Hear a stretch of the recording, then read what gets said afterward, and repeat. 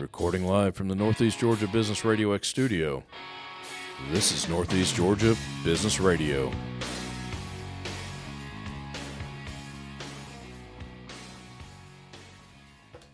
Welcome back, folks. Welcome back to Northeast Georgia Business Radio. I'm your host, Tom Sheldon. We are recording live from the beautiful Empower College and Career Center of Jackson County. I have with me a great guest.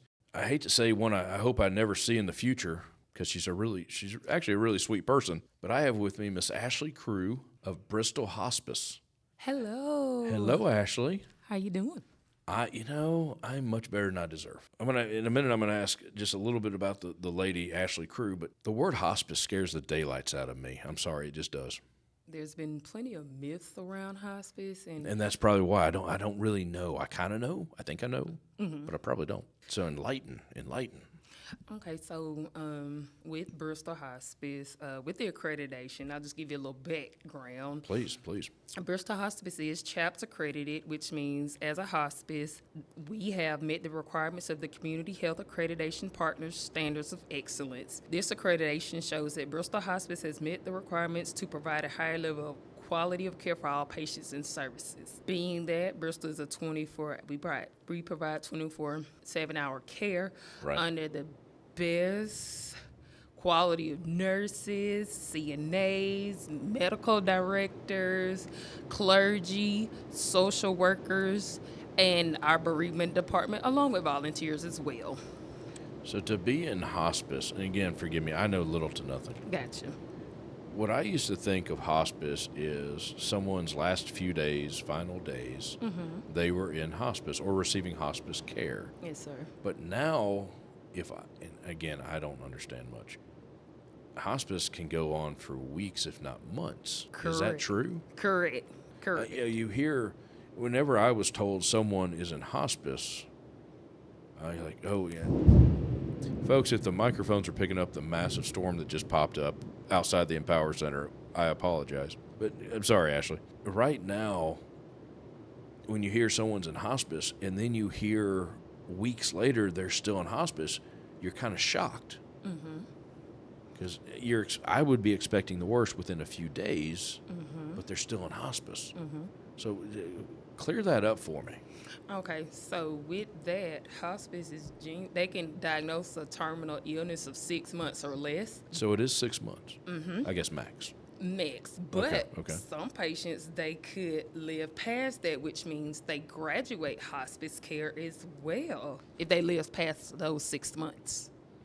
So they have the option. They can remain on hospice for that initial diagnosis 6 months or less. But if they stay on hospice and with the quality of care that our nurses give at Bristol Hospice, Nice. they can graduate off hospice. Is that common?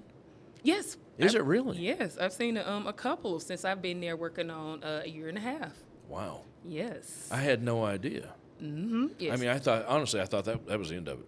No, there's certain levels to it, and there's types of services that we provide, and there's 4 types of services as well. If you're bringing people back from the quote-unquote wrong side, that's a heck of a service. Yes. Tell me about these things. Okay. Seriously. Okay, so first we have our routine home care, which means each member of the care team comes into the home to offer around-the-clock care to the patients. Right. The patients are provided with DME, which is medical equipment, medication management, pain and symptoms care, wound care, outpatient services, spiritual care, and therapeutic services. This is where we have our entire team. The patient is assigned a medical doctor, a registered nurse case manager, certified nursing assistant, Wow. a clergy, social worker, volunteer, and our bereavement program. So with our bereavement program, we still stay with the patient and the family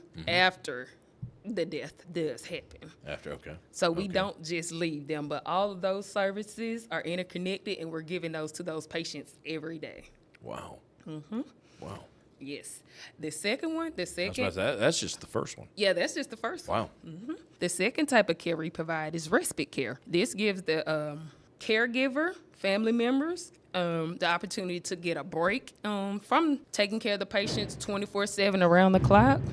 So As they do that, we can have a volunteer to come in to provide some caregiver relief that we call it. They can spend like an hour or two, depending upon their schedule, to provide time for those caregivers to go out, do some shopping, run some errands that they need, other opportunities that they can utilize through our social work department for respite care. And we do have partners that we work with, as in hospitals as well, to provide respite care options. Gotcha. We call those contracts. Yeah. Oh yeah. All right. We get two more. Yes, we have general inpatient, which means a referral to the hospital for symptom management, meaning that's provided to the patient if their symptoms aren't managed in home. Gotcha. And then with continuous care, we're treating the symptoms in the hospital for 8 hours under the care of a nurse and a CNA. So with each of these, all the patients will receive the highest quality of care with certified nurses, doctors, and healthcare professionals. You mentioned volunteers. Mm-hmm. Now, I take it they got to be important or you wouldn't have them, right? Right, correct. So now, but they don't have to be trained medically. So I guess they could be, but they don't have to be. Correct. But what we do, we provide them with trainings that we go through. So they go through some rigors. Mm-hmm. Yes. They are background they are tested through a number of background checks. We do train them. They do have, we call it Relias. They have at least almost 15 trainings to complete on the computer, but I also come in and train one-on-one as well. Got you. Mm-hmm. Little supervision. Yes, that is exactly what perfect. I do. That's perfect. And then we do have onboarding sections. We go through all the paperwork. They do that with me one-on-one. I just don't leave them. So there's paperwork involved? Yes, there is. Oh. There is. We got to get to sign the confidentiality compliances. And I can only imagine what the insurance man says you have to have signed. Yeah. Pretty much. Pretty much. Hey, that's the world we live in. Did we get through all the services? I think I cut you off. It's okay. I apologize. We can go back. I heard volunteer. I wanted to jump on that. Oh no, that's fine. And then with our hospice care, we have hospice care and our palliative program. So with hospice, this is patients having a terminal illness that gives the patient 6 months or less. So this is provided in most care settings. It can be in the home. It can be in a hospice facility, right. A skilled nursing or a SNF.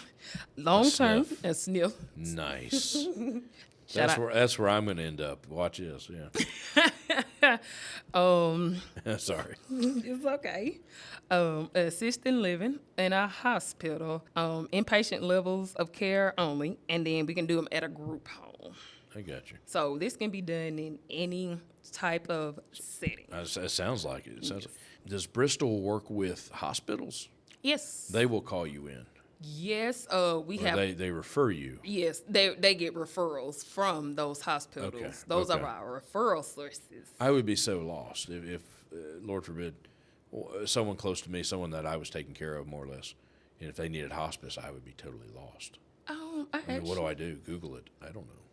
I'm serious. So that's why we're here. Thank goodness you are. Yes, and we have marketers that go out to all of the regions and counties that we service. We have a wide service areas. How big is that service? You showed me a map. It's like a third of Georgia. Yes, we arrange from Habersham, Stephen, Hall, Banks, Franklin, Hart, Jackson, Gwinnett, Madison, Elbert, Oglethorpe, Athens, Walton County, Morgan County, Greene County, Putnam County, Wilkes, Lincolnton, Warren, McDuffie, Hancock, Columbia, and Richmond. Nice. Yeah, so we have a wide service area. You do. And we're trying to get the name out there. And just to make sure that when you mention hospice, everybody just don't go to they're shooting people with morphine and they're just making them die. That's unfortunately. Well, we've all watched too many movies and TV shows. Correct. Hospice is a bed and an IV drip. And honestly, that's what people think. Truth, and that's why we here to debunk those myths and just to get our name out there and just let the communities know that we service or anyone that hospice is not the end. Right. Doesn't have to be. It doesn't have to be. I got you. But if it is, we're going to make sure that those last steps or those last moments, those last minutes, hours are provided with the best care, with all our team and the patient receiving all of that. Gotcha.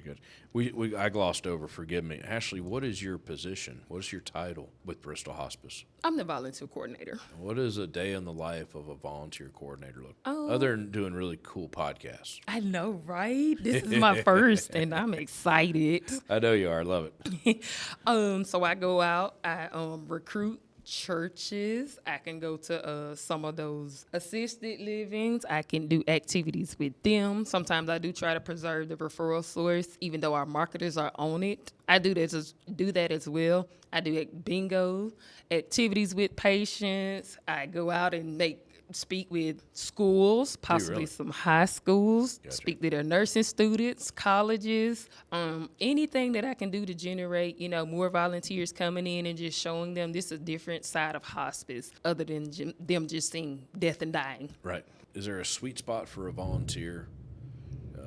And obviously, other than passing a background check, right, or several, are you looking for perhaps more of a retiree? Someone in college? Is there a sweet spot? I never like to say anyone. Okay, that's all. What kind of business is good for you? Anyone? No. Is there a sweet spot? Well, currently right now, for the most part, most of my volunteers, they are UGA students. Shout out Okay. UGA, two-time Dogs. champs. Go dogs. Go dogs. Go dogs. Georgia born and raised. Yes, we do have a majority of college students. I do have some middle age, and I also do have a retired nurse who is a volunteer with us as well. So we will say anyone, but they have to meet these criteria. The criteria. Go Okay. through these trainings. There is a criteria. There is a criteria. I got you. But we do have a teen program, but we'll have to interview the parent, then interview the child just to see if the maturity level is Sure. there as well. And then we'll go through those requirements and ensure that the child or the teen is ready to volunteer with this population, because it is a feeble, a fragile type of population to expose a child to early. Someone becomes a volunteer, what kind of commitment are they talking? A couple hours a week, a day, a month? So we do require for like the month, we would ask for 8 hours for the entire month. If you would like From to a volunteer. From a volunteer, yes. So 2 hours a week, basically. Yes. And if you would like to give more, you can, but Right. that's just the general. But we have some going weekly, bi-weekly. It's not been too many going monthly. I imagine the volunteer, and I'm sure you encourage us, I'm not putting words in your mouth, Yeah, that's fine. but I'm sure there's an encouragement to make some type of, I don't want to say bond, but to get to know this patient that they're volunteering with for. Yes. That is Maybe not necessarily become part of the family, but still be part of the family, I guess, for lack of a better term. Yes. And actually, we had one of our long-standing patients. She just recently passed. She was on our services. She was very well connected with the entire team. I also had a volunteer. She went every week on a Monday. And when I say by the time this patient passed, she walked around just like family. She knew all the family members. Everybody loved her. They loved How about her, that? Yeah. and they loved to see her. It was very overwhelming as I attended the funeral with my volunteer. It was amazing, the relationship that she built just going to see this patient for at least 2 hours every week. So How about that? What kind of, you mentioned training. You put them through some rigors. I Yes. think that was my word. How long does that take? Weeks, days, months, years? It could, I guess. it could, But I mean, I'm trying to paint the picture of what someone, myself, what am I expecting when I say, "Hey, Ashley, I want to be a volunteer." okay.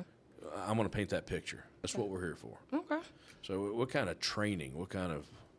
So we do have Reliance trainings where I do assign those to you. Those are where we get our HIPAA, we get our confidentiality, we get our patient rights, we get The paperwork. paperwork, Quote unquote paperwork. quote unquote The paperwork. legal side of it. Yes, and it's just getting a volunteer to understand this is what you're taking on as you say you would like to volunteer, and ensuring that you are ready to make this commitment at least a year. And we do require at least a year. Okay. And that's asking the volunteers to be just as reliable as that medical director, that nurse, that social worker, that clergy, or even down to the CNA. We would like you guys to have the same type of training. Because you go in, if a situation may happen, you're provided with that training in order for you not to panic. In the event, say a patient may... You've got to be the cool head in the room. Yeah. Yeah. If that were to happen while any of the care team members in the home or in the facility. I could see that being really important. Yes, and we do take that training very seriously due to the population that we deal with, and we want to just ensure that they're given all the highest level of services from each department, not just one department alone. Everybody, the whole team. Yes. I'm with you. So you have patients. They're located in almost any situation or location. Their homes, hospitals. Yep. For ours, we do in-home and in facilities. So you're sending your people, your volunteers, to wherever that location may be. But first, what I do, we actually do an introductory visit. I go with the volunteer. Okay. We go meet the patient and their family just to see if it may be a good fit or if it may not, or if we have to still searching. We just try to, ensure that the patient and the volunteer, they can have the possibility of generating a good relationship. So what happens if the patient's a big Alabama fan? We'll work with it. Okay. I'm sorry. It's okay. I had to go there. It's okay. It took us a long time. And we're still working on it. Right. I see onboarding. Okay. If you mentioned that, I missed it. I see that, and I have no idea what that means. Onboarding. Talk to me about that. Okay. These are the steps this is the actual paperwork that goes into your file that we place in a double locked drawer at the office, and we send this up to corporate as well. They audit those files to ensure that everything is there in that file that's needed from you as a volunteer. As the volunteer. Yes, Paperwork, sir. folks. Paperwork. We do require that they just have TB testing. And then we pay for them to get fingerprinted, which is the background check. Gotcha. We do pay for those. So it's at no expense of the volunteer.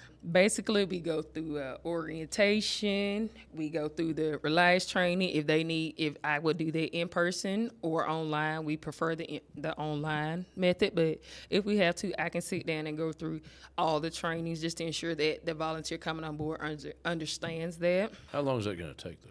I mean, you're training someone for a couple weeks? It's all dependent upon that person. Well, I'm sure it is. I'm sure it is. How quick they get it. Yes. And you feel comfortable with them. Yes, and we do actually an interview process as well. And then we move to orientation, then we move to training, and then we go out and do our introductory visit in the field. Yes, and then we get our health file too. That's with the TB test, and we've actually did away with our COVID requirement. Did you really? That'll be lifted August the 5th. Well, Ashley, what did we leave out? What did we miss? You got a ton of notes over there. I got one little sheet of paper. I did pre-show, though. No, it's okay. It's okay. What did we miss? We'll wrap this up here in a few minutes. Okay. So I'll go through what volunteers can do for patients. No, please, yeah. So they can provide companionship, meaning just to sit with them a couple of hours if they just need someone to be there. We can do that. Just to provide a supportive presence along with that. I guess we would call this expectations of volunteers. Yeah. Well, no, this is important, though. They can run errands. They can run errands. Just to say if they needed to pick up something for the patient. Gotcha. Just say like a favorite snack or something. They can do that. Right. Light household tasks like helping the patient make up the bed if they still can do so. Sure. Help the patient record memories or complete special projects. Nice. play music, read with them, watch a movie, do events in the community, offer support to our veteran patients, and assist in the office or community. Also, we have two types. They can be direct, meaning they work with the patients, or indirect, meaning they can come in the office and gain clerical skills in the healthcare field as well. So it's two ways you can go with it. Mm-hmm. Nice. And then we do have specialty programs, and that's what I will end on. Nice. Specialty program. We have our Bright Moments, which right. is an innovative non-pharmacological approach to person-centered dementia at the end of stages, meaning we do provide these patients with a Bright Moments kit. This includes the music device, a weighted blanket, handheld distraction device, a therapeutic veer, specialized utensils, Try-to-Life, and specialized care products. We do have that, and that's for those people who have that dementia and may experience like some type of, and we can provide them with some of those tools from the Bright Moments kit to calm them. So with our Sweet Dreams, if this program works to develop an individualized care plan to assist with the nighttime routine that facilitates sleep and comfort at the end of the day, meaning that our patient receives gentle hand and foot touch techniques, nightly care, aromatherapy, essential oils, sound and music therapy, taste therapy, and a gentle spa approach, low light, spa music, fountain, and soft words, which is done by a trained, certified CNA. And then we have our We Honor Veterans. This is our program that we would like to take a moment and to thank our veterans for their services and to match possibly a veteran volunteer with a veteran patient. Gotcha. So, yeah, we have... I could see that being a huge thing. Yes. A big gain right there. I could see that. Yes, and we have several volunteers who are veterans. And that's a huge need right there. Nice. So those are our programs, and y'all doing a lot of stuff. Yes, we have a lot of things going on. Bristol Hospice is amazing with the care. I would like to shout them out. You guys are awesome. Nice. And it's a pleasure to work alongside you guys. Ashley, I've talked to you a few times now, and you always have a giant smile on your face. Oh, thank you. So if the rest of the team is like you, then wow, win. Awesome. Big win. Awesome. Website, how do the folks learn even more about you? They can go to www.bristolhospice.com. Bristol Hospice, Bristol like the city, hospice.com. BristolHospice.com, and there also is a volunteer link as well. Oh, nice. Yes, and they can sign up. They'll find that on the website. Yes, on the website. Yeah, volunteer services. You're on Facebook too? Yes, we're on Facebook, Bristol Hospice, East Georgia. East Georgia, okay. Yes. And the folks will come find you. Yes, they can find me. I'll be there. Nice. Ashley, thank you so much for coming in today. No, thank you for having me. Oh, it's my pleasure. Braving the massive storm. Yes. Which is leaving us right now. Yes. And we never got kicked off air, believe it or not. So that's a win. Awesome. You're just good luck. I'm going to keep you around. Okay. Ashley, thank you so much. Yes, thank you for having me. Folks, visit bristolhospice.com. Hi, Mom. There you go. Ashley and the Hi, folks, Dad. they are ready to take care of you. Hey, I'm Tom Sheldon. We'll talk to you soon.